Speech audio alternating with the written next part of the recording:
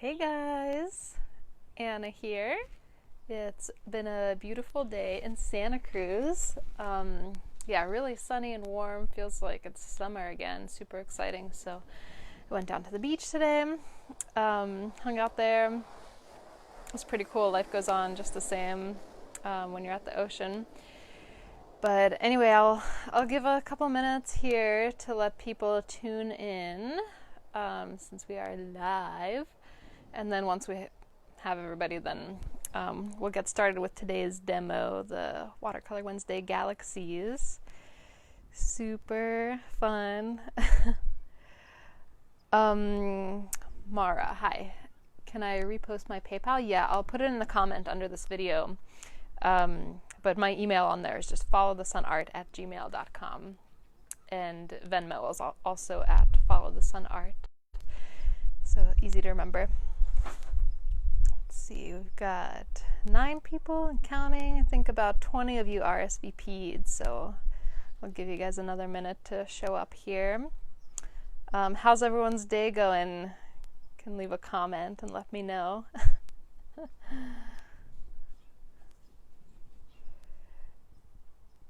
Amy, hi. Finally have time and a calm toddler. Awesome. Yes, the toddlers. I have one of those. She likes to paint. When she sees me come in my garage to do a class, she gets excited and wants to start painting with me. It's sweet, but then it's a lot to manage if I'm teaching at the same time. Okay, I think we've got a few people here. Hi, Tracy. Looking forward to having you in my acrylic class too.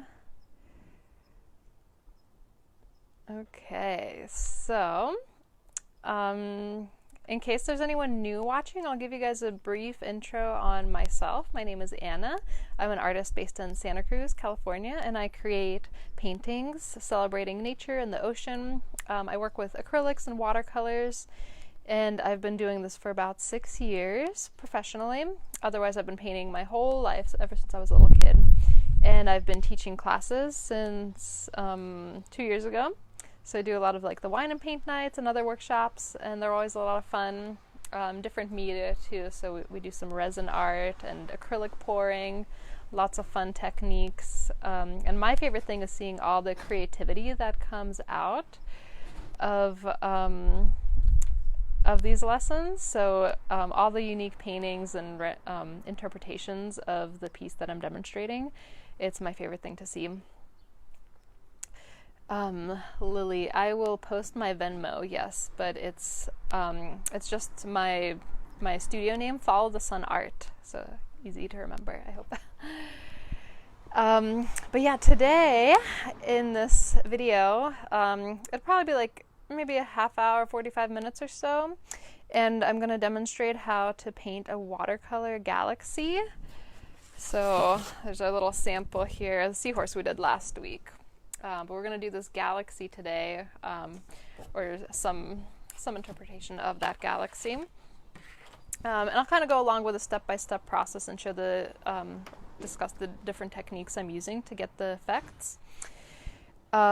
Feel free to leave comments as we go. If you have any questions or comments, I'll be checking them along the way. The UPS truck is here. Pardon the interruption in my outdoor studio here. Okay, so what's next? We're gonna flip over to our overhead view. Let me know if that's all right. Wait.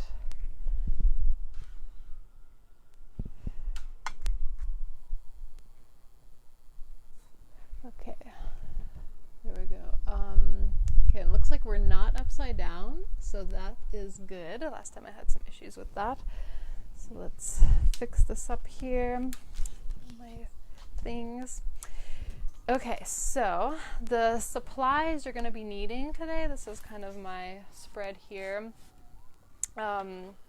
You're going to need a pencil and an eraser. I like to use a kneaded eraser. These are moldable and they don't leave the little crumbs everywhere, so they're good for cleaning up. So that's just going to be for sketching. Basically all we need to sketch today is just the shape of your galaxy. So if you have something to trace, like I'm going to be using this Tupperware lid to get a perfect circle, that's a good way to go. Or you can just freehand some shape. You can make like a diamond or a heart, or anything in the world is your oyster. And you can also use masking tape if you want to keep it like a perfect square or something. You can use masking tape to tape on the edges to keep just to keep the lines nice and neat. So that is an option.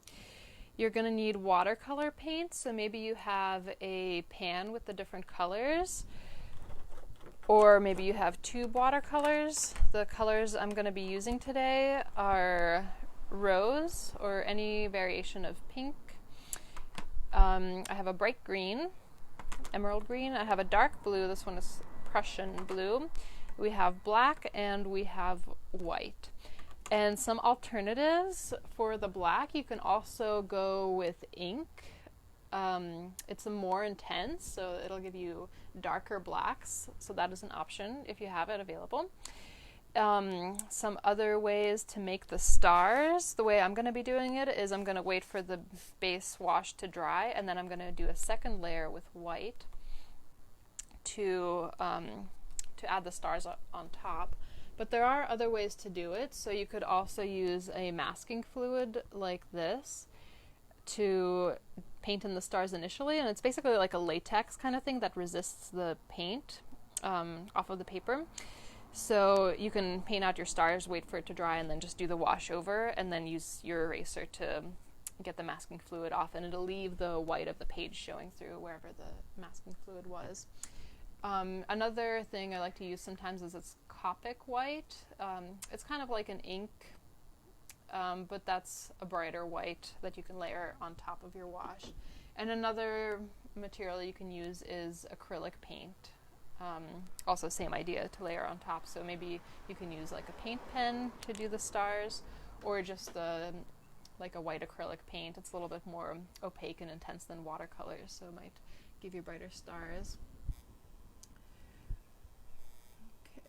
Check questions, nothing else here so far. Okay, so what else are we going to need? We need some brushes. So if you have a medium round brush, kind of like this one, the sizes sometimes vary, but like a size 4 or 6 usually. It's a really versatile brush, so you can hold a lot of paint with it and fill in areas pretty easily, and you can also get a fine line just with the point of the brush too. So that's a good one for all around use. Maybe you also have a larger brush like this flat one or another round one that you can use for larger areas to fill them in. And then a detail brush is also handy if you have like a really small watercolor brush. That'll be really good for the stars. And we won't need our ink pen today. Put that away. And you will need a palette for your paint too, so little trays like this where you can mix the colors up. So mine is pretty messy, and I have different color combinations kind of arranged. So I already have my bright green I'm going to be pulling from over here, some pink over there. My blues are over here. Actually, I'll lay that down. And then I have a little puddle of black and white over here as well. And just like a basic thing with watercolors, if you're new to them, they are activated with water. So the more water you add, the more translucent they are. And the less water you use, the more intense the colors are. So just keep that in mind as we go. And then you also need some water for rinsing your brush and a paper towel for drying your brush. And that's everything. So on to the demonstration here. Also, you're going to need a paper. Hopefully you have that already. So yeah, any kind of watercolor paper will do. There's different weights and hot press and cold press, so there's variations. You'll get different effects depending on the paper you use. So if it doesn't work exactly like my demonstration, that could be one of the variables. Alternatively, you could use a mixed media paper or Bristol board, another heavy paper similar to watercolor. That'll do the trick. but you don't want to use regular computer paper because it's not really heavy enough to carry the weight of the water, especially with the techniques we're using today. But anyway, first thing is you want to just plan your painting. So you want to sketch out the shape that you're going to make your galaxy in and tape off any edges. Also, if you're using the masking fluid for the stars, then you can go ahead and apply that right now. And I'm just going to keep it simple and sketch out this little circle, and we're ready to go. And the technique we're going to be using is called wet on wet. So basically, we're going to wet this shape and then plop our different colors into the wet shape. And that's how you get those really soft blends. And you want to also make sure you are isolating your colors. So the green stays only with the green, the pink is where the pink is. If you mix them up too much, then you might get like weird muddy colors coming out. So to avoid that, just kind of isolate your colors. And we can begin. I think I'll start with like a light blue wash, because that'll blend pretty well with all the other colors. So I'm just adding a lot of water to my blue paint here, loading up my bigger brush since I'm going to fill in the whole circle first, and then just very carefully go along the edges here. And my goal right now is just to wet the whole shape here. So now I'm just going to dip into my water and spread that paint around just to dilute it even more.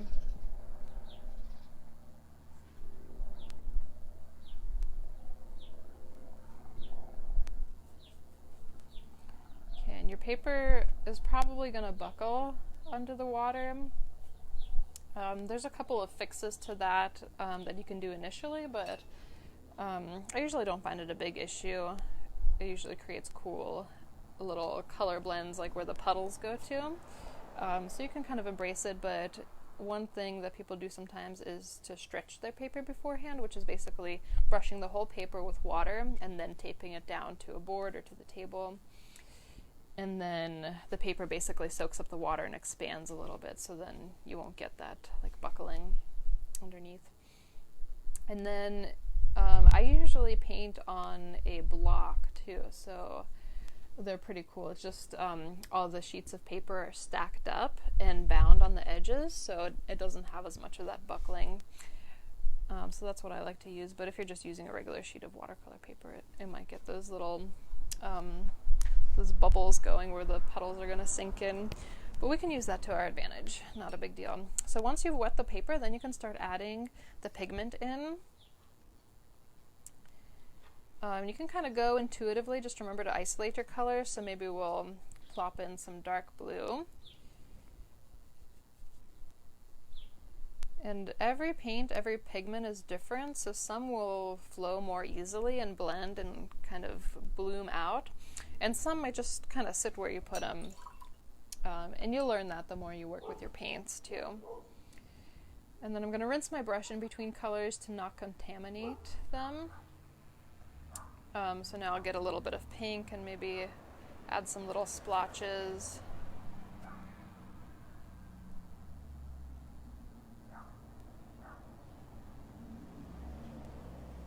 Again, pink and blue blend pretty well. You'll get a nice purple if they collide at the edges.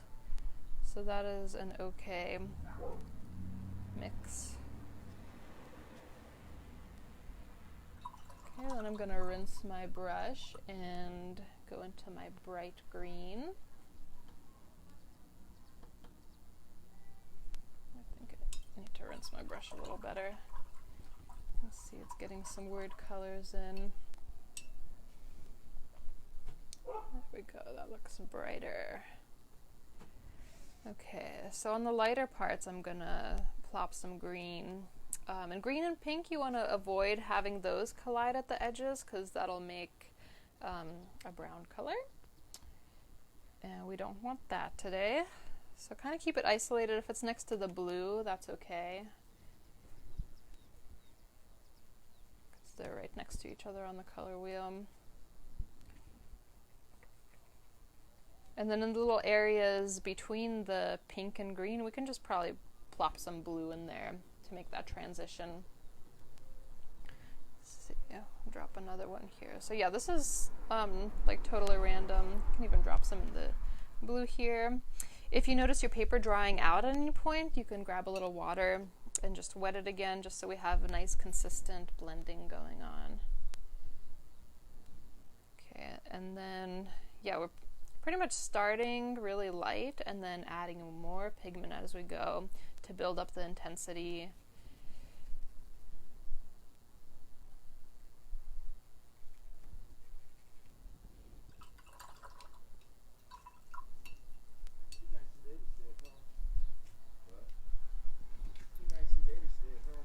Okay, I'm gonna switch brushes to my little round one just so I have a little more control now.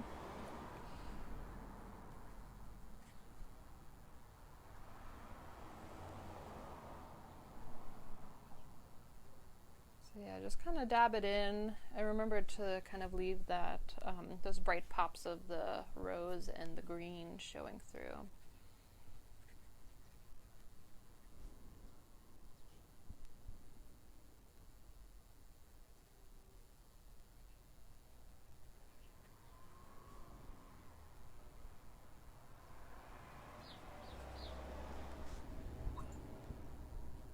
You can even drop some water in and get little blooms going that way. If you drop the water down, it pushes the pigment out. Kind of a fun little thing to add. You can see my paper is buckling here in the middle, so I've got this little stream right there. You can also push the paint around a little bit. Just be careful with this, because if you get too much mixing, you'll get those browns coming in. But a little bit of movement is all right. Okay, now I think my colors are looking pretty good, and I can go into the black. See, I can't remember if this puddle is ink or watercolor. So let's see. Okay, and I'm going to kind of concentrate this on the edges. See how it blooms out. This is probably ink, that's why it's blooming so much.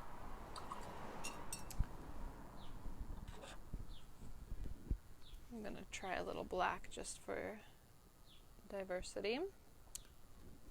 See how different they react.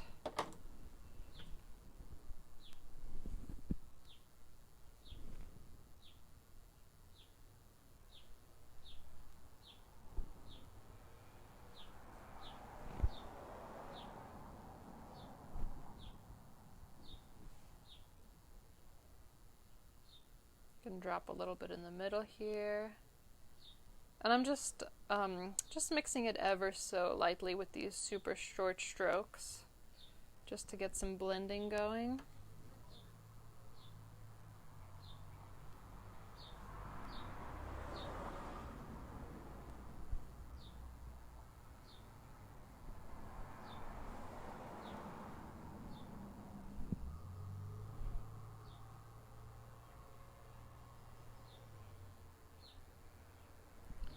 These are always so much fun to paint. They're so abstract, really. It's hard to go wrong with them.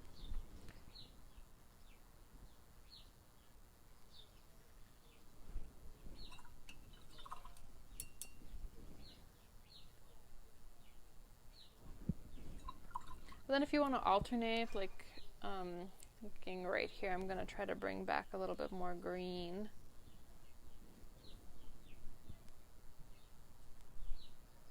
Kind of plop that in. Just make sure you rinse your brush in between colors to avoid contamination.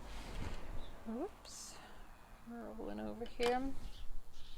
Okay, and if you do get a really big puddle, like I've got one here, you can use your paper towel to soak it up.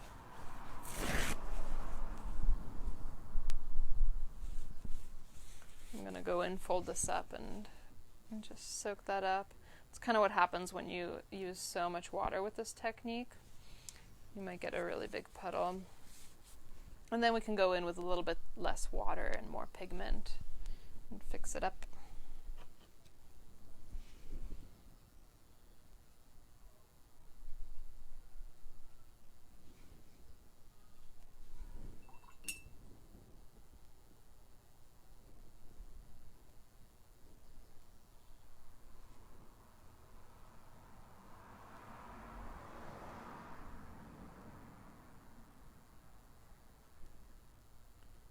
So now I'm kind of bringing out my colors a little bit more since they faded away.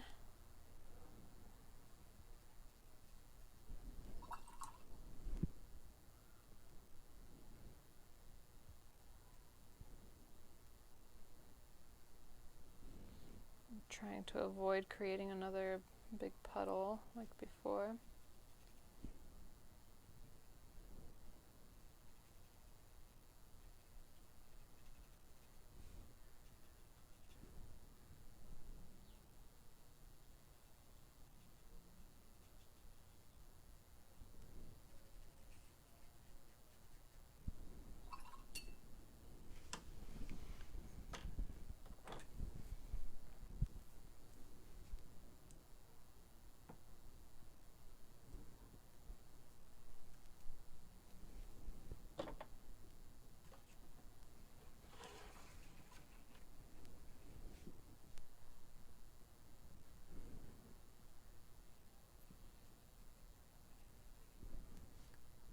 I'm kind of liking this big pop of green on the edge.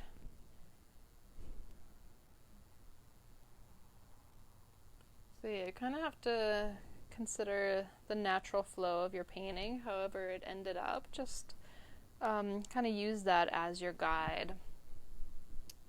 So maybe you want to enhance some spots with more color, or maybe you want to add dark in certain areas.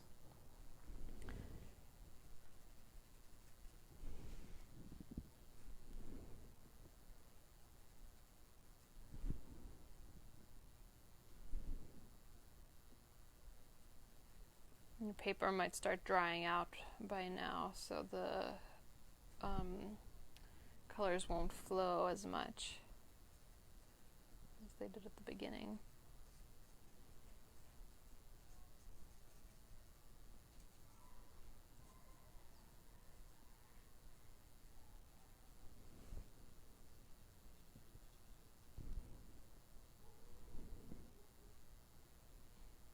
Get a little more intense black.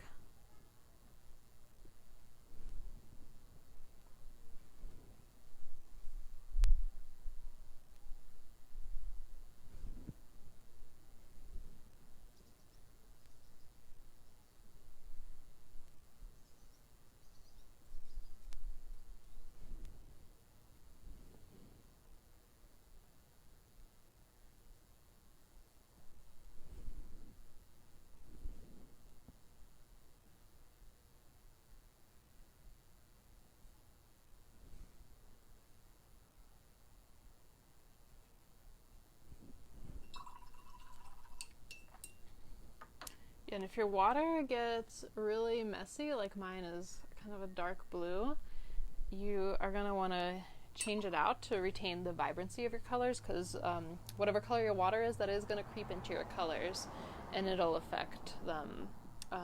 So yeah, it's good to clean out your water. Another thing you can do is have 2 jars of water, so you have one for rinsing your brush initially and then an extra one just for getting it super clean.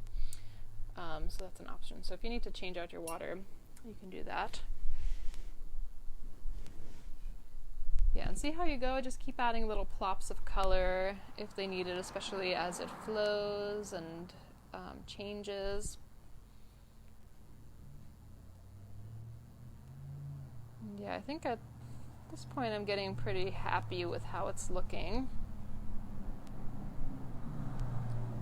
Just darken this a little bit so we'll be able to see the stars.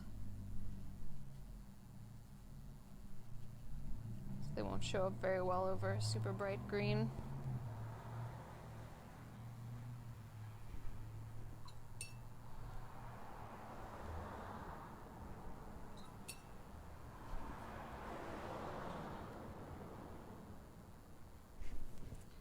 Yeah, it's kind of easy to get sucked into making little adjustments like this.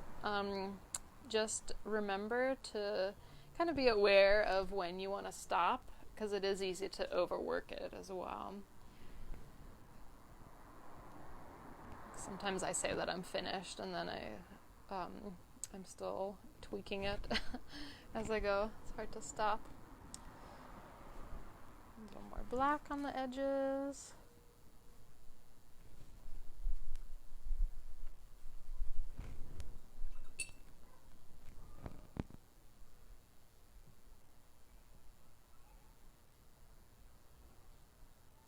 Yeah, also if you guys do get any accidental splotches of brown where the pink and green mix together, you can use your paper towel to lift it back up and dry that section out, and then reapply the pigment to get a better color. Okay, so I think I'm pretty content with that as a background for my galaxy. So I'm gonna let that dry for a couple of minutes. And in the meantime, we can do a little commercial break. So this video is brought to you by amazing viewers like you. I really appreciate the donations you guys offer if you can, if that's available to you right now. It's super appreciated and it keeps me going. It allows me to keep offering these videos to you guys. We're doing them twice a week, Watercolor Wednesdays and Paint Night Fridays. So on Friday, if you are not aware, we're going to do a paint night style with acrylics, and we're going to paint an octopus on Friday night. So you can join me for that. And I can take donations by PayPal or Venmo. Follow the Sun Art is my handle on Venmo. But I'll leave a little comment with details on that. I don't want to talk about it too much. Also, I'm on Patreon, which is a membership site for creatives. So if you want to support content you love on a monthly basis, that's a cool option. And I have memberships starting at $3 a month with lots of really cool perks like digital downloads, video painting tutorials that are not available anywhere else, and goodies delivered to your door, art goodies, things like that. So you can check that out. That's patreon.com/followthesunart if you want to check it out. And now I'm gonna go change my water out real quick, so hang in there and I'll be right back, and then we'll try to dry this base coat out and add the stars on in the second layer.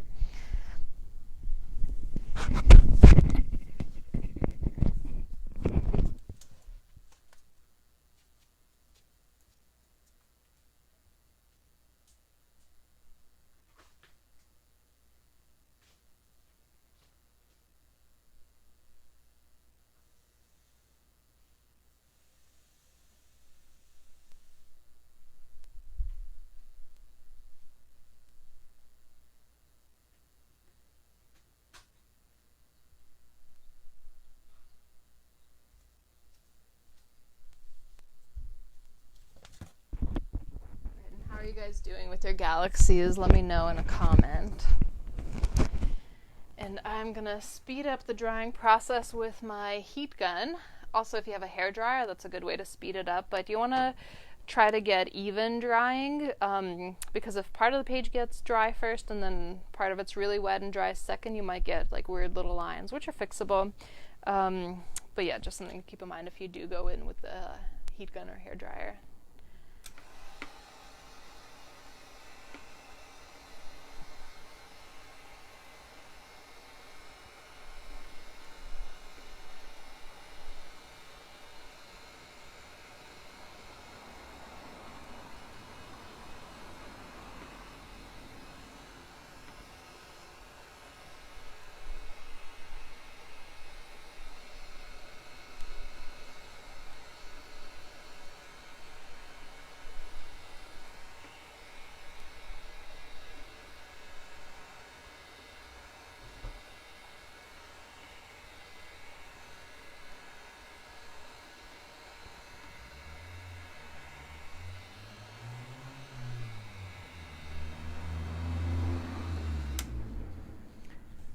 Okay, looking pretty dry here. So, onto the stars. Yeah, I love the wet on wet technique because it creates these really soft blends. And it's a perfect background for the stars. But once you lay down the stars, it really brings it all together and makes it look like a galaxy. So if you have your detail brush, smaller round brush, you can use that with whatever paint you're using, either the white watercolor or acrylic paint works, or if you have that Copic white, probably not, but if you do, you can use that. But yeah, I found this watercolor white is pretty opaque and it's great for layering. And I like it a little bit better than the masking fluid because it's hard to get like fine details and pointy lines with the masking fluid because it's more viscous. So anyway, the white, I'm not going to water it down very much at all. Try to use it at full intensity. And then just add little dots. It's cool to vary the sizes a little bit, maybe make some a little bit bigger. You can also play with varying the colors. So you know how some stars are a little bit reddish or yellowish or bluish even. You can add like a tiny amount of color to the white if you want to get different color stars. That might be a nice touch. Also, pearlescent medium would be kind of fun, or iridescent medium. I have this one that I like to use sometimes because I'm just a big fan of sparkles. So that's an option too, if you want to give it a little shimmer. But yeah, just patiently go along and add these little dots in, spaced randomly. If you know any constellations, that's a fun idea. You can paint that in, or you know, your star sign and whatnot. This could make a nice gift for a birthday if you have someone that's into astrology or astronomy.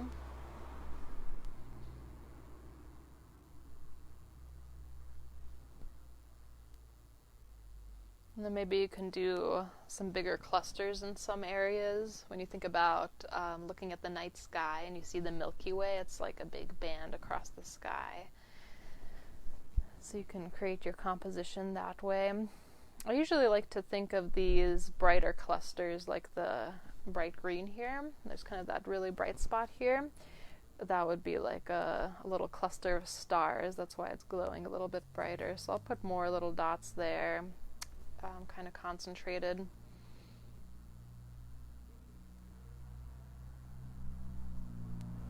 And if you don't have the detail brush, you can do this with a little round brush. You just basically put down the very tip, or even like a toothpick or something would probably work. So there's options if you don't have the exact tool. Make sure you take these all the way to the edges too.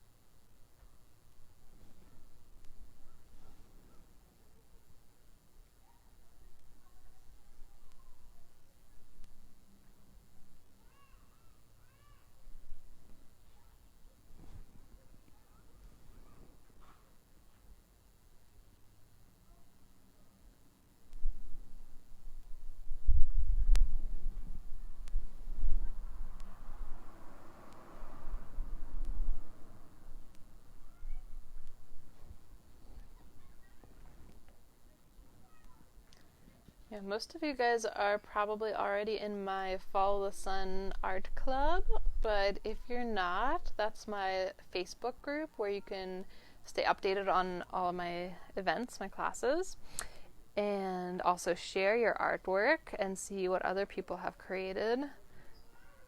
I think that's the fun part of this, is seeing what everyone makes. And we can always learn from each other and get inspiration from each other too. You know, it's like going to a gallery online. And also, not super related to this, but I am teaching an intro to acrylic painting class. It starts next Tuesday. We're going to be meeting over Zoom for 3 weeks, twice a week, so that's 6 sessions. And it's going to be a deep dive into acrylic painting. We'll talk about the materials, what you want to look for when you're buying paint and brushes, stuff like that. And then we'll talk about color, composition, and then you can create your own painting, whatever you want to do, and I'll kind of guide you through the process, like all the layering and building up textures, contrast, stuff like that. So if you've been wanting to take up painting more seriously, and more confidently too, I encourage you to check that out. And I have the details on an event listing here on Facebook too. Or you can just message me and ask me about it too. But yeah, I'm super excited to do that. and share the skills.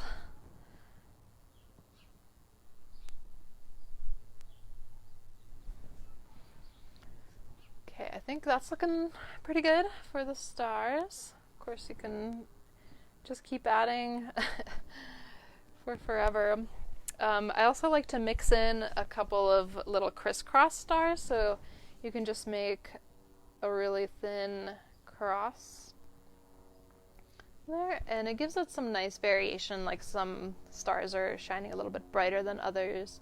So I just mix those in, just a few of them, not as many as the little dot stars. I think that's a nice addition.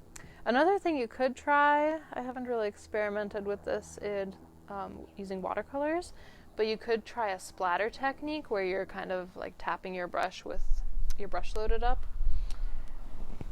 I think the reason I haven't tried it is you need pretty watered down paint to get the splatter effect going. Otherwise, if it's too thick, it's not gonna fly off the brush. And since we're using the watercolor paint, just barely watered down, I don't know if it would work very well. But it's something you could try, maybe if you're using an acrylic white. Things to play with.